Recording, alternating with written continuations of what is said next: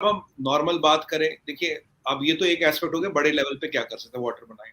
अब नॉर्मल एक एस्पेक्ट करें, देखिए हिंदुइज्म में माना जाता है कि जो वाटर है, अगर देखें किसी भी यूजुअली आपको इंडिया में क्या, मोस्टली मैं हिंदुओं की बात करूं, आप घरों में आपको एक बूंद पानी टपकता नहीं मिलेगा। उसमें एक रीजन है आरजू जी, एक मान्यता है कि जिस घर में पानी टपकता उस घर में माता लक्ष्मी नहीं टिकती। माता Lakshmi is the goddess of wealth, hmm, तो उस घर से वो नाराज होती है। वाटर को एक मतलब क्या कहें उसको, एक पानी को एक प्राकृतिक रूप माना गया। Is as good as money, wastage of water is wastage of money. तो हमारे घरों में काफी लगा ना, लोग बड़े सचेत रहते हैं कि नल का खोर, टोटी खराब हो रही, ये हो रही, तो तुरंत उसको ठीक करवाते। एक तो ये है जी। दूसरा, एक पानी में आप अगर आप देखेंगे एक बहुत बड़ी जो चीज चल रही है पानी कंजर्व करने के, तो कई सारे तरीके हैं। मैंने एक बड़ी इंटरेस्टिंग चीज पढ़ी जी। हमारे जो जैसे हम शेव करते हैं नल का ऑन रखते हैं, ब्रश करते हैं नल का ऑन रखते हैं। अब हमारे यहाँ डब्ल्यूसीज में 2 बटन होते हैं, एक बड़ा एक छोटा, तो जाके दोनों दबा देते हैं। हमें क्या फर्क पड़ रहा है, सरकारी पानी फ्री में आ रहा है। मैं बताऊं, अगर पानी का बिल आने लगे ना बिजली की तरह, वैसे पानी लगना आधा हो जाना है। तो ये सब चीजें करते रहते हैं। एक मैंने बड़ी इंटरेस्टिंग चीज पढ़ी, एक 2 लीटर की बोतल होती पानी की बोतल, नॉर्मल कोई भी, बिस्लरी हो कुछ भी हो, अगर उसमें वो छोटे छोटे पत्थर डाल के उसको बंद करके डब्ल्यूसी में डाला जाए, एक डब्ल्यूएचओ ने कहा उससे एक घर में करीब 5 गैलन वाटर, 5 गैलन, और वो किसी को फर्क नहीं पड़ेगा, एफिशिएंसी वही रहेगी, सब कुछ वही रहेगा। जो हम 2-2 बटन दबाते हैं उससे पानी की वेस्टेज कम होगी। 5 गैलन पानी एक घर में बचेगा दिन में, और आप करोड़ों घरों से उसको मल्टीप्लाई कीजिए, कितना क्यूसेक पानी बच सकता है। ऐसी कई सारी चीजें हैं जो हो रही है। और पानी में आरजू जी, मैं आपको एक और बात बताऊं, पानी में अब राजनीति भी हो रही है, बहुत भयंकर राजनीति हो रही है। अब आप सोचें कि भाई पानी और राजनीति का क्या संबंध, ये कहां से सुमित जी पॉलिटिक्स फिर लिया है। पॉलिटिक्स है आरजू जी, तभी ये पॉइंट रेज करूंगा। पॉलिटिक्स ये है, अगर आप देखें जो इंडिया पाकिस्तान में जो नदियां आती है, जो इंडिया में आती है, इनका सोर्स कहाँ है? इनका सोर्स है हिमालय में। और मुझे बताइए, ये जो चाइना की जी जिनपिंग है, इनको लद्दाख में इंटरेस्ट क्या है? इनको इंटरेस्ट है पानी में, पानी के सोर्स में। अगर ये एरिया जिसके हाथ में होगा वो सारे रीजन का पानी कंट्रोल करेगा। अब आप बोलेंगे भाई ये तो आपका अनुमान है, तो अंदाजा कुछ भी हो सकता है, आप तो कुछ भी कह सकते हैं। मैं आपको एग्जांपल दूंगा, Mekong river. Mekong river Vietnam, Cambodia, Laos पे चलता है, ठीक है जी। इस पे चाइना ने बांध बना दिए। 60 मिलियन लोगों का जो रोजगार है इस रिवर से संबंधित है। सबसे ज्यादा फ्लोरा फौना, जानवर और जो पेड़ पौधे इसमें पाए जाते हैं। Second highest fish after Amazon, जितनी वैरायटी फिश की है अमेजोन के बाद इस रिवर में। इरावदी डॉल्फिन होती है, बहुत अच्छी डॉल्फिन है, पर चाइना के मार्केटों में बहुत महंगी बिकती है, वो भी इस रिवर से मिलती है। मेरे कहने का मतलब है, चाइना ने जब से इस रिवर को कंट्रोल किया, करीब 60 मिलियन लोगों का जो खाना पानी है वो कंट्रोल कर लिया। और कोई बड़ी बात नहीं, मैं आपको ये कोई बड़ी बात, अगर हम लोग समझेंगे पानी को लेके, आज जो हम दूध के पैकेट खरीदते हैं, आज जो हम बिजली में जो मीटर लगे, बहुत जल्दी कुछ ऐसी शक्तियां हैं, कुछ ऐसे देश हैं जिनका ये मंशा है कि पानी पे भी कंट्रोल कर लो। आरजू जी, साइंटिफिकली बताऊं, खाने के बिना आदमी 30 दिन जिंदा रह सकता है, पानी के बिना केवल 7 दिन। और ये चाइना को बहुत अच्छी तरह से पता है। नहीं तो मुझे बताइए, जिसको हम ब्रह्मपुत्र कहते हैं, इंडिया में करीब 40 बड़े रिवर है, बड़े छोटे रिवर, सॉरी 400 छोटे बड़े रिवर है। अगर जिसको हम ब्रह्मपुत्र कहते हैं, मैंने देखा गुवाहाटी में खुद, मतलब काफी साल हो गए, जहां तक आपकी नजर जाती है आरजू जी, उतना चौड़ा रिवर है। इतना पानी ब्रह्मपुत्र में अकेला है कि पूरे इंडिया का पानी की रिक्वायरमेंट वहां से है। उसको चाइना में यांगसे कहते हैं। चाइना ने उसमें कई सारे बांध बना दिए, कई सारे डैम बना दिए। उनको उन डैमों की जरूरत है नहीं। डैम बनने से क्या होता है, पानी का स्तर कम हो जाता है, फिर उसमें जो मछली है, जो एक्वेटिक लाइफ है, वो रोक देते हो। तो ये जो चाइना कई सारे बांध बना रहा है ब्रह्मपुत्र पे, या यांगसे जिसे कहें, तो ये भी एक डिप्लोमेसी का पार्ट है। लोग समझ नहीं रहे what is China's interest in Himalaya. China का केवल इंटरेस्ट हिमालय में है कि ये पानी रोक दो, क्योंकि आपको पता है कि आदमी केवल 7 दिन पानी के बगैर रह सकता है। तो ये जियोपॉलिटिकल लेवल पे भी बहुत बड़ी बड़ी गेमें हो रही है। हमें, आपको, या जो दुनिया में जो भी कोई है, उससे सतर्क होने की जरूरत है। अब आप बात कीजिए, एम्स्टर्डम में जाता रहता था।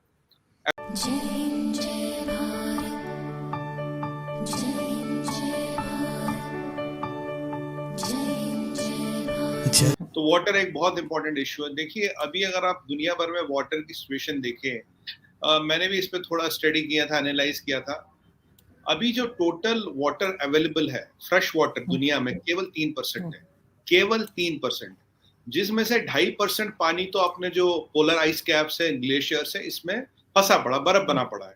तो available fresh water in the world is 0.5% only. तो ये जो पानी है ये वैसे ही बहुत स्केर्स है। हम बोल सकते हैं अर्थ इज 70% वाटर, पर वो समुद्र का पानी है, वो ड्रिंकेबल वाटर नहीं है। अगर आप देखिए वाटर को, जो हमारे जो बड़े आबादी वाले देश है, इंडिया हो गया, पाकिस्तान है, चाइना है, कई सारे ऐसे देश है जिसको हम फॉर ग्रांटेड ले रहे हैं।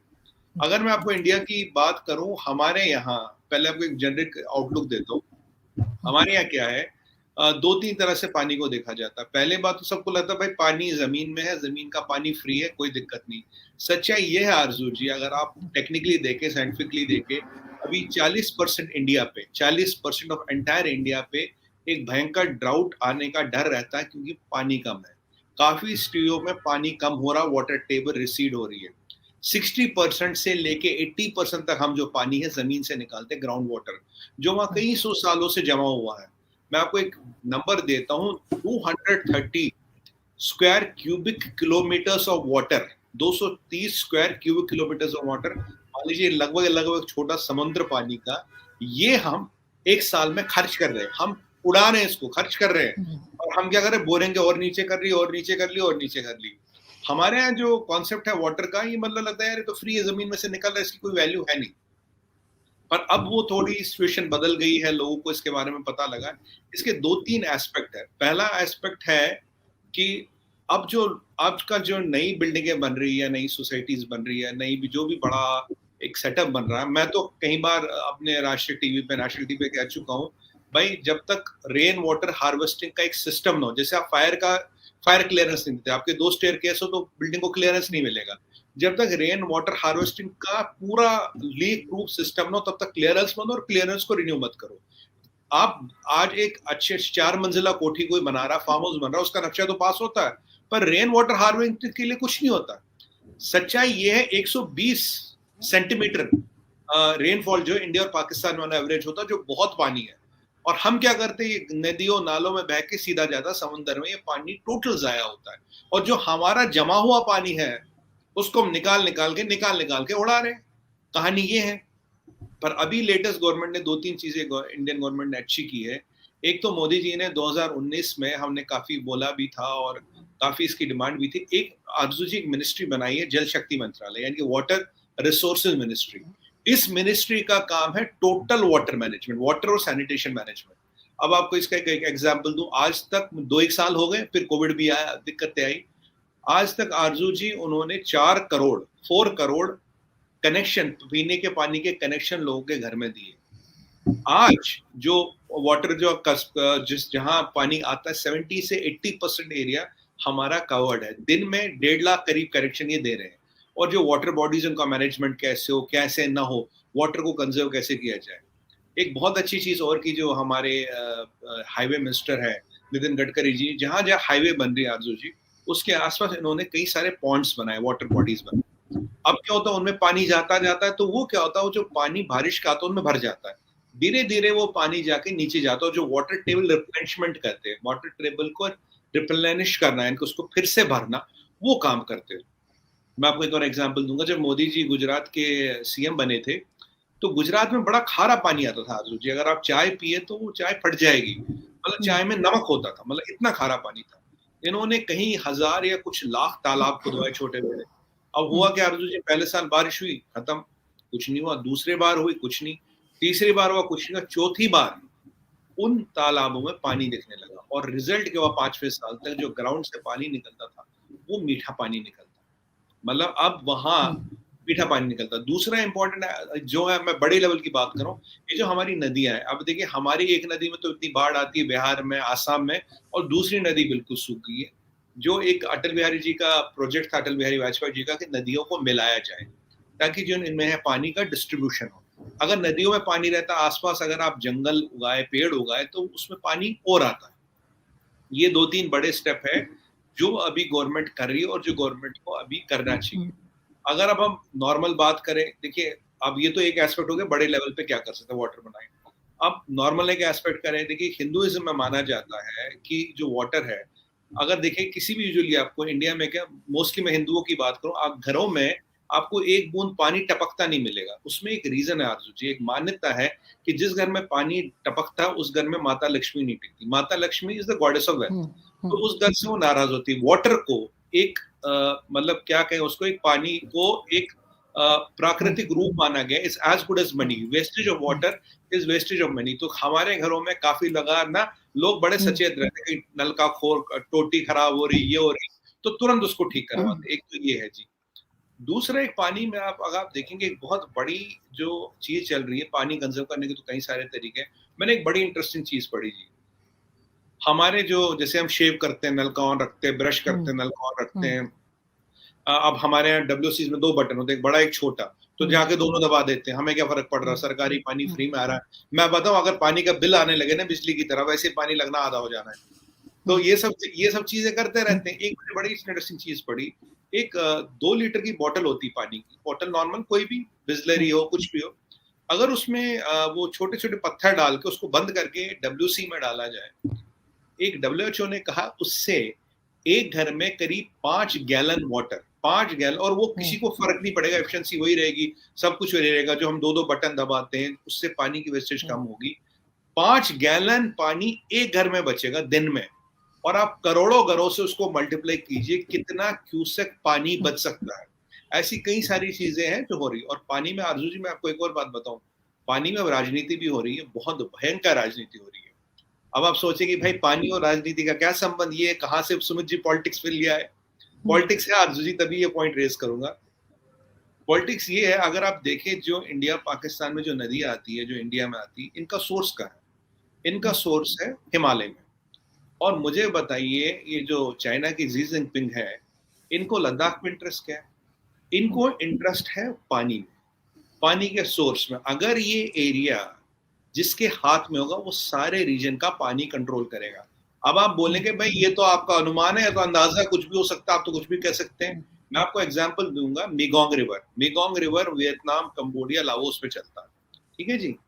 इसमें चाइना ने बांध बना दिए। 60 मिलियन लोगों का जो रोजगार है इस रिवर से संबंधित है। सबसे ज्यादा फ्लोरा फौना, जानवर और जो पेड़ पौधे इसमें पाए जाते हैं। Second highest fish after Amazon, जितनी वैरायटी फिश की है अमेजोन के बाद इस रिवर में। इरावदी डॉल्फिन होती है, बहुत अच्छी डॉल्फिन है, पर चाइना के मार्केटों में बहुत महंगी बिकती है, वो भी इस रिवर से मिलती है। मेरे कहने का मतलब है, चाइना ने जब से इस रिवर को कंट्रोल किया, करीब 60 मिलियन लोगों का जो खाना पानी है वो कंट्रोल कर लिया। और कोई बड़ी बात नहीं, मैं आपको ये कोई बड़ी बात, अगर हम लोग समझे नहीं पानी को लेके, आज जो हम दूध के पैकेट खरीदते हैं, आज जो हम बिजली में जो मीटर लगे, बहुत जल्दी कुछ ऐसी शक्तियां हैं, कुछ ऐसे देश है जिनका ये मंशा है कि पानी पे भी कंट्रोल कर लो। आरजू जी साइंटिफिकली बताऊं, खाने के बिना आदमी 30 दिन जिंदा रह सकता है, पानी के बिना केवल 7 दिन। और ये चाइना को बहुत अच्छी तरह से पता है।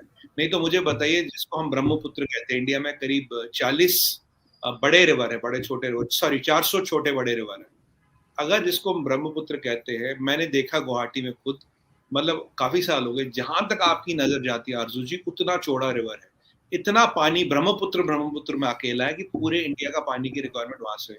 उसको चाइना में यांगसे कहते हैं। चाइना ने उस पर कई सारे बांध बना दिए, कई सारे डैम बना दिए। उनको उन डैमों की जरूरत है नहीं। डैम बनने से होता पानी का स्तर कम हो जाता है, फिर उसमें जो मछली है, जो एक्वेटिक लाइफ है, वो रोक देते हो। तो ये जो चाइना कई सारे बांध बना रहा है ब्रह्मपुत्र पे, या यांगसे जिसे कहें, तो ये भी एक डिप्लोमेसी का पार्ट है। लोग समझ नहीं रहे what is China's interest in Himalaya. China का केवल इंटरेस्ट हिमालय में है कि ये पानी रोक दो, क्योंकि आपको पता है कि आदमी केवल 7 दिन पानी के बगैर रह सकता है।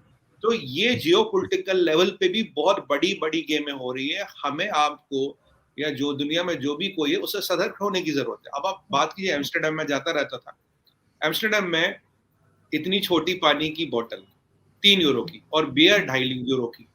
मतलब जो एम्स्टर्डम पूरा पानी से घिरा, पानी में ही है, तो वहां पानी की बोतल 7 यूरो की, 3 यूरो की, 500 ml, और बियर 2.5 यूरो की। लोग तो इसलिए वहां ज्यादा बियर ही पियेंगे, पानी कौन पिएगा? अब हम जैसे लोग जो पीते नहीं, वो तो पानी पियेंगे, वो तो महंगी वाला पानी पी के पियेंगे। नहीं, ये तो मैं भी आज यही सोच रही थी, आपके साथ शो करने से पहले मैं सोची थी, मैंने कहा कि कहीं से मैं एक बियर की बोतल भी ला के रखूं और ये तो बोला ही जाता है ना, सेव वाटर ड्रिंक बियर, तो ये मैंने फिर पिक्चर उठा ली, मैंने कहा चले ये भी दिखा दूंगी कि कैसे पानी बचाना चाहिए। लेकिन एक चीज और है सुबीर जी, वो ये कि हमारे यहाँ जो है वो इस्लामाबाद हो, लाहौर, कराची, जो जितनी भी बड़ी सिटीज है स्पेशली, वहां पे पानी की बहुत किल्लत है और बहुत कमी है पानी की, और उसमें टैंकर्स मंगवाए जाते हैं मोस्ट ऑफ द टाइम ना, कि जी जो ज्यादातर ऐसी कंपनीज के पास हैं जो हमारे रिटायर्ड फौजी और उनके, आप समझ सकते हैं, उनके बिजनेसेस में। तो इस वजह से भी, और दूसरा कराची में भी वही है कि हालांकि सी साइड है लेकिन वहां पे पानी नहीं है। इवन गवादर में मेरे दोस्त का जाना हुआ तो उन्होंने कहा कि वहां पे भी लोगों के पास पीने का पानी नहीं है, जो लोग वहां के रहने वाले हैं, जिनका वो एरिया है। तो आपके यहाँ भी क्या इस तरह से वाटर टैंकर्स का कोई बिजनेस है कि लोग मंगवाते हैं वाटर टैंकर्स, और फिर किस तरह से लोगों को मतलब अवेयरनेस आनी चाहिए ना लोगों के अंदर, कि वो इस तरह से अपनी गाड़ियां ना धोएं, जैसे आपने कहा कि टूथब्रश कर रहे होते हैं तो भी पानी जाया कर रहे होते हैं, शेविंग के टाइम पे भी। तो ये क्या करना चाहिए, स्कूल लेवल से बच्चों को सिखाना चाहिए? वैसे तो बड़ों को ज्यादा जरूरत है क्योंकि बच्चे वही करते हैं जो बड़े करते हैं। तो आपके ख्याल से क्या चीज होनी चाहिए? क्योंकि जो गवर्नमेंट कर रही है, गवर्नमेंट्स कर रही है, आपने चाइना का भी कहा, सब जगह का, लेकिन जो आम पब्लिक है उसको कैसे रोका जाए? देखिए आरजू जी, सबसे पहले तो ये जो एक धारणा है ना, वाटर इज फ्री, आपके हमारे मुल्कों में ये मानते पानी तो फ्री है भाई, नीचे ट्यूबवेल बना लो, पानी निकल रहा है। अब पानी निकल रहा तो अपनी बाइक, मोटरसाइकिल, भैंस हो और आपका ट्रैक्टर हो, कुछ भी धो देते हैं। मतलब ये पानी की पाइप लगा के ऐसे जो खेल सा चलता, बड़ा मगर आनंद। वो तो सर उनकी होती है ना जिन्होंने बोरिंग करवाई हो ना, जैसे अगर बोरिंग कराई हो लोगों ने खुद से तो वो फ्री होता है। अगर आप गवर्नमेंट का पानी यूज कर रहे होते हैं जो लोग यहाँ पर, उनको तो बिल आता है, थोड़ा सा आता है लेकिन आता है। एक बात बताइए, अगर आप बिजली को और पानी का बिल उठाए, आसमान जमीन का फर्क है। जिस दिन पानी में बिजली जैसा बिल आने लगा, उस लेवल का बिल आने लगा, आप देखेंगे पानी का कंजप्शन कम हो जाएगा। हमारे यहाँ देखिए, आप बताइए जिंदगी क्या रहेगी अगर पानी नहीं रहेगा। मेरा एक बहुत बड़ा मानना है कि सबसे पहले एक धारणा ये निकाली जाए, एक दिमाग में लोग के डाला जाए, वाटर इज नॉट फ्री। भाई केवल 3% फ्रेश वाटर है दुनिया में, जिसमें से केवल 0.5% आपके लेवल, 2.5% तो पोलर आइस कैपों में, ग्लेशियरों में फंसा पड़ा है। पानी बहुत ज्यादा दुनिया में है। ये आपके जो बच्चों के हम पढ़ाते हैं ना गलत, 70% of earth is water, 70% water है भाई। वो पीने का पानी नहीं, पीने का पानी कितना, पीने का पानी आरजू जी बहुत कम है आपके हमारे लिए। और जो आबादी बढ़ रही है, करीब वर्ल्ड की आबादी 7 बिलियन हो गई, ये पानी उतना ही है। अब इंडिया की मैं बात करूं, हमारे पास 4% पानी और 16% वर्ल्ड की पॉपुलेशन है। 4 और 16, हम पावर में सरप्लस है, वाटर में सरप्लस नहीं है। मैं साइप्रस में रहता था आरजू जी, वहां क्या था, वहां 2 तरह के नलके थे यूरोप में। एक तो था किचन में जिसमें ड्रिंकिंग वाटर आता, जबकि लोग उसको भी फिर नहीं लेते हैं, जो भी है। पर जो बाकी नलके थे वो अलग था। उसमें क्या होता था, उसमें रिप्रोसेस वाटर आता था या उसमें डिसैलिनेटेड वाटर आता था। हमारे यहाँ सबसे बड़ी कमी क्या है, मैं कई बार इसको हाईलाइट कर चुका हूँ। एक नलका है जी, ये पीने का भी है, बाथरूम में भी वही पाइप जा रही है, छत में भी वही जा रही है, बगीचे में भी वही, गाड़ी धोने में भी वही जा रही है। अगर आपके हमारे पास इतना समुद्र है, जब तक हम पाइप्स को, वाटर सप्लाई को 2 भागों में नहीं बांटते, एक है किचन कुकिंग, ये एक लेवल का पानी है, साफ पानी है, कॉस्टली पानी है। और दूसरा पानी है डिसैलिनेटेड वाटर वगैरह, समुद्र के पानी को रिसाइकिल किया जाए, जिसको बाकी चीजों के लिए यूज किया जाए। जब तक हम रेन वाटर को समुद्र में जाने देंगे, हमारे यहाँ पानी की समस्या पूरी नहीं होगी। ये जो हजारों सालों से पानी पड़ा है ना, हम इसको निकाल निकाल के खा रहे, पी रहे, ऐश कर रहे हैं। पर इस वाटर टेबल को रिप्लेनिश या इसको वापस करने के लिए क्या हो रहा है, कुछ नहीं हो रहा है। जब तक आप देखिए, मैं आरजू जी सीधी सी बात करता हूँ, अगर किसी के यहाँ एसी में ज्यादा बिल आता ना, वो अपने प्लम्बर को बुला के, अपने इलेक्ट्रिशियन को बुला के एसी चेक कराता, भाई बिजली का बिल ज्यादा आ गया। पर ये जो पानी का बिल नहीं आता, पानी का खर्चा हमें दिखता नहीं। पानी आपको, मैं आपसे पूछे, आप मुझसे पूछे, भाई आपके घर में कितना पानी यूज होता है, कितना पानी, मुझे नहीं पता। हाँ, बिजली कितनी होती है आप भी बता दोगे, मैं भी बता दोगे, हमारे देखने वाले लोग भी बता देंगे। पानी कितना यूज होता है पता नहीं जी। अब किसने क्या किया पता नहीं जी, बच्चे पानी के साथ खेल रहे हैं। तो ये जो धारणा है कि पानी बहुत है, इसको निकालो, और ड्रिंकिंग वाटर बहुत कम है, इसको हमें बचाना चाहिए। 2 तरह के नलके होने चाहिए, फॉर कुकिंग का एक, किचन में अलग नलका, बाकी सब जगह अलग नलका। हमें अब बहुत जल्दी समंदर के पानी को प्यूरिफाई करके, जो क्लीनिंग वगैरह में है, उसको यूज करने के तरीके ढूंढने पड़ेंगे। और एक बहुत अच्छा तरीका मैंने देखा है, मैंने आपको मैं बताऊं, जहां मैं रहता हूँ वहां उसके आसपास क्या है, बहुत एक बड़ा लेक, छोटा सा लेक सा बन गया था या बना दिया था। अब उसमें क्या हो रहा है आरजू जी, उसको गवर्नमेंट ने अब बोला भाई इसको साफ करेंगे। उसमें वो एक्वाटिक प्लांट्स वगैरह साफ कर लिया। उसके आसपास वो ट्रैक सा बना दिया, उसके आसपास एक पार्क बन रही है। बहुत जल्दी उसमें बोटिंग का एक प्रावधान, कुछ बोट्स डालेंगे, कुछ कैफेज खोलेंगे, एक जॉगिंग ट्रैक सा बना देंगे। तो वो जो एक तालाब सा था, एक छोटा लेक था जो बिल्कुल नाला सा बन गया था, उसको एक टूरिस्ट स्पॉट की तरफ डेवलप किया जा रहा है। साथ ही साथ जो सबसे बड़ा काम वो कर रहा है आरजू जी, जब तक ऐसे लेक, तालाब या छोटे लेक, मैं मिनी लेक्स बोलूंगा इनको, जब तक ये मिनी लेक्स हर जगह रहेंगे, आपकी एश्योरिटी जो आपका बारिश का पानी वो जाया नहीं होगा और आपका वाटर टेबल जो है वो ऊपर रहेगा। अगर आपके लेक में या तालाब में पानी है तो इसका मतलब आपकी वाटर टेबल काफी लेवल पे ठीक है। यही एक्सपेरिमेंट तमिलनाडु में किया गया। तमिलनाडु में हमारे यहाँ पानी कम था, तो वहां कई खूब सारे ये वाटर बॉडीज बनाई गई, बहुत सारी वाटर बॉडीज बनाई गई। पर विडंबना ये है, सच्चाई ये है, दिल्ली में अब भी काफी एक बड़ा हिस्सा है जहां टैंकरों से पानी जाता है। टैंकरों से पानी जाता है और लोगों को पानी पीने की पानी की दिक्कत है। मैं तो अपने घर में कहता हूँ भाई ये लेकिन सर हमारे यहाँ जो वाटर टैंकर आते हैं वो पीने का पानी नहीं होता, उस पानी को पिया नहीं जा सकता। वो आप वैसे नहाने धोने में यूज कर सकते हैं, वॉशरूम में यूज कर सकते हैं, सब कुछ, लेकिन उसको मैंने देखा है कि वो बड़ा गंदा होता है वो पानी, मतलब उसमें मट्टी होती है, वो इतना क्लीन आपको नहीं नजर आएगा। और मुझे नहीं लगता कि उसमें कोई खाना भी बना सकता हो, लेकिन करते हैं लोग मजबूरी में। इस्लामाबाद में तो खैर बहुत ज्यादा चलते हैं और कराची में तो यहाँ से भी ज्यादा ये जो टैंकर माफिया, बल्कि मैं उनको कहती हूँ टैंकर माफिया है वो। और बहुत हद तक ये भी कहा जाता है कि शायद ये अपना बिजनेस चलाने के लिए भी जो है वो पानी को रोक के रखते हैं और इस तरह का कुछ कर देते हैं कि लोगों को पानी ना मिले, ताकि ये इनके जो वाटर टैंकर है उसका बिजनेस ना खराब हो। आपने बहुत ही मुफीद पॉइंट उठाया आरजू जी। ये जो वाटर माफिया है वो जो कराची वगैरह में चलता है, और ये तो आपको ही पता कौन लोग चलाते हैं। उनका तो जो कराची के एक हमारे दोस्त पहले, उनके साथ कुछ वो करता रहता हूँ, वो पहले मेयर रह चुके, तो उन्होंने एक बार बताया था भाई ये पानी तो हमारे पास रखा, तो ये टैंकर क्यों आ रहे हैं। उनको बोला था भैया तुम चुप रहो, ये बड़े लोग हैं जो चलाते हैं और ये उनका बिजनेस है।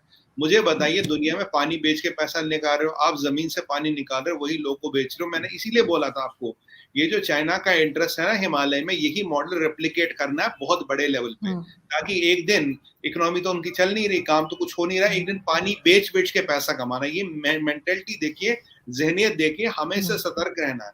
हिमालय में उनका इंटरेस्ट केवल पानी नहीं, तो वहां इतने ऊंचाई पे पत्थर, जहाँ घास का एक तिनका नहीं उगता, तो वहां आपका इंटरेस्ट क्या है? You want to control the water sources. तो ये जो ये आपके कराची वगैरह में जमीन लेवल पे कर रहे हैं, ये बड़े लेवल पे कर रहे हैं, जैसे वाटर माफिया है, एक हकीकत लेकिन है। लेकिन एक चीज और है सुमित जी, इसी में ये भी कहा जाता है, बहुत से लोग हमारे यहाँ ये भी कहते हैं कि जो अगली जंग होगी इंडिया पाकिस्तान की, वो भी वाटर पे ही होगी। आपको लगता है ऐसा? देखिए, अभी जो हमारी इंडस वाटर ट्रीटी वगैरह जो भी ट्रीटी है, इंडिया उनको ऑनर करता है। पर आरसू जी, अगर आप मैप देखें, हमें काफी दिक्कत आ रही है पीछे चाइना से। चाइना डैम पे डैम, डैम पे डैम, डैम पे डैम बनाया जा रहा है। और मैं सच बोलूंगा, हमारे यहाँ भी लोगों में अभी पानी को लेके इतनी अवेयरनेस नहीं है। ये जो मेंटेलिटी है ना, जो धारणा है कि भाई ये फ्री है, वहां दिक्कत हो रही है, जबकि पानी एक स्केर्स रिसोर्स है। अगर ये जो 2019 में वाटर शक्ति या जल शक्ति मंत्रालय बना, वाटर मिनिस्ट्री बनी, इसके आने से काफी जगह पे ना, काफी मैं बोलूंगा बहुत बड़ी अचीवमेंट इन्होंने की 2 साल में। मैं तो ये बोलूंगा ये मिनिस्ट्री हर कंट्री में होनी चाहिए। अगर कोल मिनिस्ट्री है, अगर पावर मिनिस्ट्री है, तो आरजू जी ये मुझे बताइए वाटर मिनिस्ट्री क्यों नहीं है? आपके यहाँ भी कोल मिनिस्ट्री होगी, पावर मिनिस्ट्री होगी हर कंट्री में, तो ये वाटर मिनिस्ट्री क्यों नहीं है? ये जो हमारी ह्यूमन की मेंटालिटी है, और ये जो चाइना गेम खेला, आपने पॉलिटिकल पॉइंट उठाई दिया, चलिए आ ही गया, ये जो चाइना गेम खेला बांध बनाने का, मुझे बताइए उन्हें इतने डैमों की जरूरत क्या है? डैमों के साथ वो फिश रोक रहे हैं। और जो जो हमारा जो एक काफी बड़ा तबका है जो मछली पालन, जो फिशिंग करता, जो मछुआरे जिन्हें हम कहते हैं, उनका दाना पानी रुक रहा। कई बार ऐसा होता है कि ब्रह्मपुत्र में मछलियां ही नहीं होती, क्योंकि पीछे आपने सारा रोक दिया।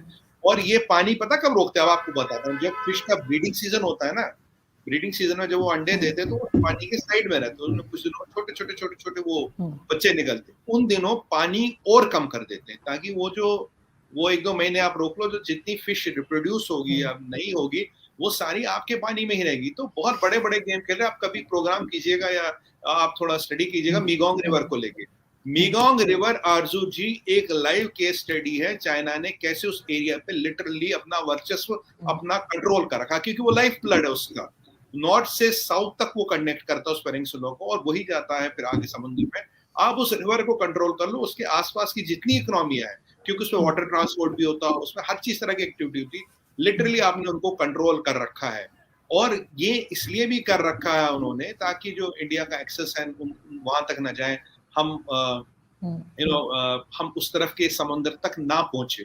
चलिए वो अलग बात है, पर ये मीगोंग रिवर मैं बार बार इसलिए कह रहा हूँ क्योंकि इसमें मैंने कई सारे प्रोग्राम किए हैं, ये एक लाइव एग्जांपल है। आप वाटर डिप्लोमेसी कैसे करो, आप कैसे करो, सही, बिल्कुल।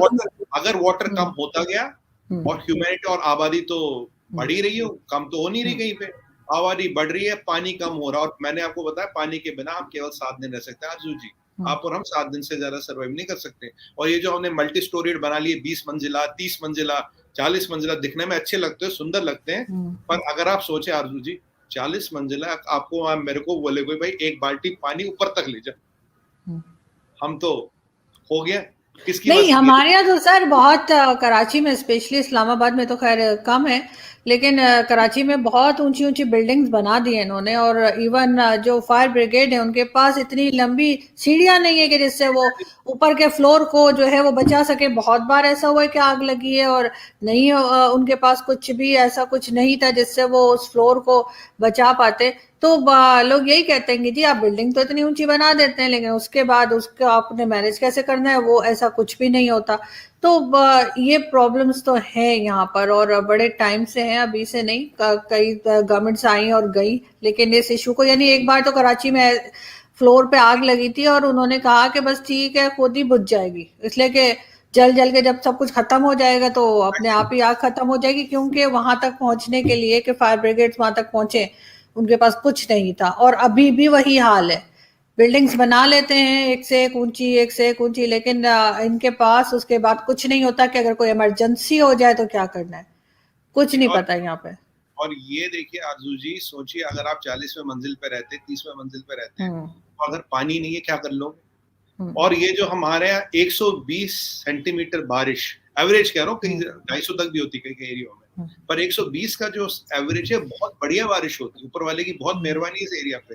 पर हम क्या कर रहे हैं जी, वो सारा नदियों नालों में बह के, और मैं डायरेक्ट यहाँ भी बोलूंगा कुछ स्टेटों में तो फ्लड इज ऑल्सो बिजनेस ना, बाढ़ आना भी तो एक बिजनेस है आरजू जी। दिक्कत ये भी है ना, आप नदियों को जोड़ दो, रेन वाटर कंजर्व करो, बाढ़ नहीं आएगी। अगर बाढ़ नहीं आएगी तो सरकारी सेंट्रल गवर्नमेंट से पैसा नहीं मांगोगे, पैसा नहीं मांगोगे तो बहुत से, आप तो जानते हैं हर तरह के बिजनेस चलते हैं, टैंकर बिजनेस भी चलता है, फ्लड मैनेजमेंट भी बिजनेस है।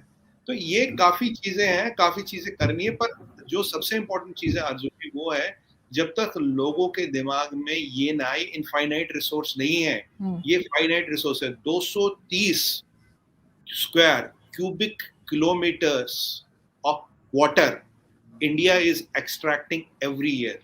अगर इसकी परिकल्पना किया जाए, लगभग एक छोटा समंदर पानी का हम हर साल निकालते हैं, और हमारा 60 से 70% इस पर डिपेंडेंट है। तो ये जो है ना बहुत डरावने फैक्ट है, अगर हम इसका मतलब अध्ययन करें, इसके बारे में सोचे। नहीं, आप बिल्कुल ठीक कह रहे हैं। और लेकिन अनफॉर्चुनेटली लोगों की जो प्रॉब्लम्स है, जो आम पब्लिक है उसकी प्रॉब्लम्स जो है, बहुत से लोगों के लिए वो बिजनेस है।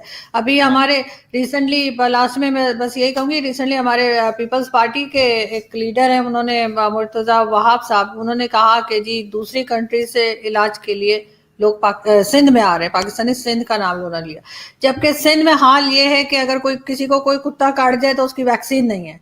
कई लोगों की इसी तरीके से डेथ हो गई, बच्चों की, बड़ों की, तो वो नहीं है। और बातें इतनी बड़ी बड़ी, तो वही वाली चीज है कि यहाँ पे जब तक पॉलिटिशियंस थोड़े सीरियस नहीं होंगे तो ये चीज बढ़ती जाएगी। और वाटर इशू तो बहुत सीरियस इशू है, और जिस वक्त ये हाथ से निकल गया तो फिर ये कुछ भी नहीं कर पाएंगे, अपने लिए भी पानी नहीं होगा, दूसरों के लिए तो क्या ही। बहुत शुक्रिया कि आपने आज ज्वाइन किया, थैंक यू सो मच, बहुत अच्छा लगा आपसे बात।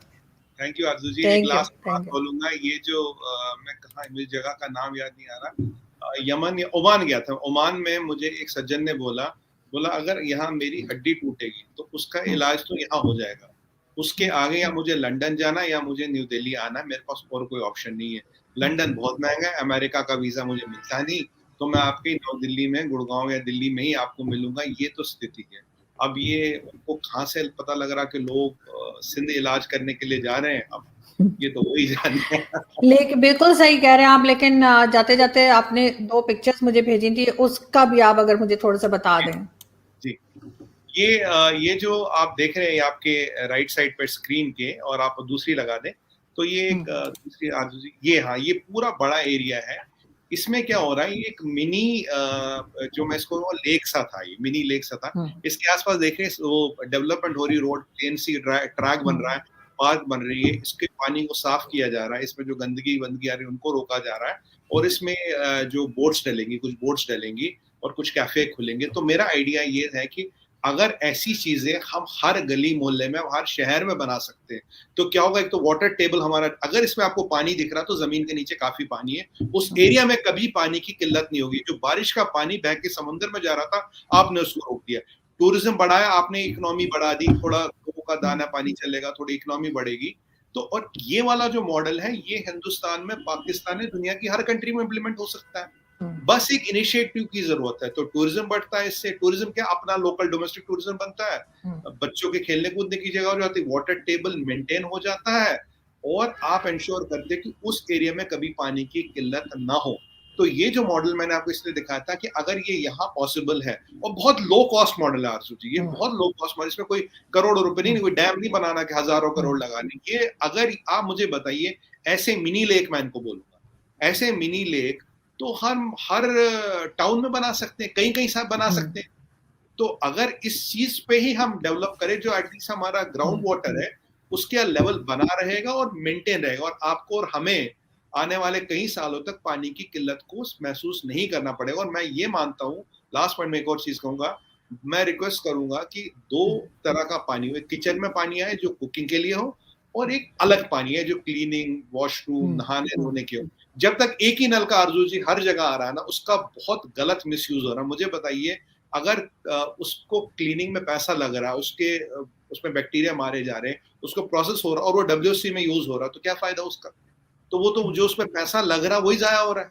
तो यहाँ नल का मतलब हर चीज का नल, मतलब किचन का नल और दूसरा नल, जब तक ये कॉन्सेप्ट नहीं आएगा, किचन का हरा नल का, बाकी मान लीजिए पीला नल का एग्जाम्पल, तो जब तक ये कॉन्सेप्ट नहीं आएगा, तब तक हमें पानी की जरूरत समझ नहीं आएगी। और हमें अपने बच्चों को और सबको ये समझाना है, भाई फ्रेश वाटर दुनिया में केवल 3% है, उसका 70% इज स्नो, जो स्नो कैप्स और जो पोलर जो पोल्स पे ग्लेशियर्स उसमें फंसा है। We only have 0.5% of the fresh water available to us, and we have to be careful. बिल्कुल आप ठीक कह रहे हैं, और आई होप कि सब लोग ख्याल रखेंगे और इस तरह से पानी को ज़ाया नहीं करेंगे। और जैसे कि आप देख ही रहे, बड़ी तेज़ी से टाइम गुजरता जाता है और हमें लगता है कि अभी तो कुछ नहीं, बहुत टाइम पड़ा है, लेकिन ऐसा नहीं होता। तो इसीलिए हर चीज़ को जो है संभाल के इस्तेमाल करें। और स्पेशली यहाँ पे तो मैं देखती हूँ गाड़ियाँ धोते हुए बहुत पानी ज़ाया करते हैं, तो वो लोग ना करें। और बहुत जगह पे जो है इनके पाइप वगैरह जो है वो डैमेज हुए होते हैं, वो भी लोग रिपेयर नहीं कराते और ऐसे ही चलाते रहते हैं। कई जगह हम देखते हैं, घर से बाहर भी अगर निकले तो पाइप वगैरह जो है वो डैमेज होते हैं और उसमें से लीकेज हो रही होती है, तो वो उसका भी लोगों को बहुत ख्याल रखना चाहिए। Thank you so much sir कि आपने ज्वाइन किया, बहुत शुक्रिया, थैंक यू। एक दिन हमारे गांव में किसी ने नहाने का सावर रख दिया।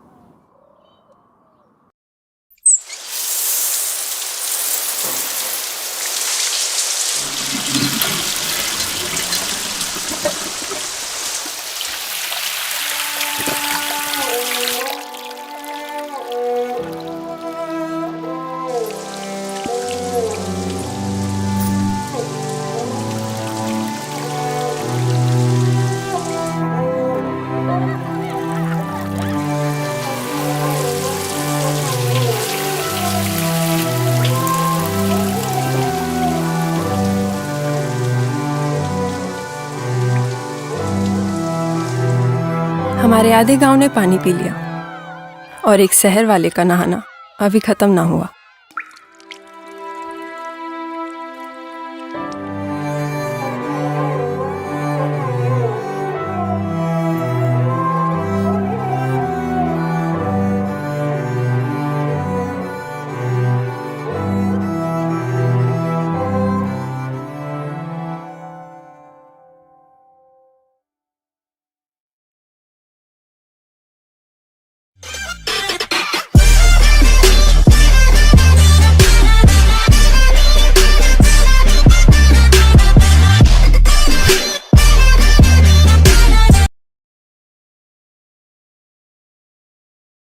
कल शहर जा रहे हो भाई? भाई लोगों को याद रखना। बेटा तुम याद रखना, तुम्हारी याद में आंसू पानी की तरह बहा देंगे। तुम्हारी याद में भरी धूप में बैठे रहेंगे और पसीना पानी की तरह बहाते रहेंगे। अरे भाई पीने का पानी और ले आ। आ ये लो भैया पानी। हाँ? छोटू मजाक कर रहा है क्या? पानी कहाँ है?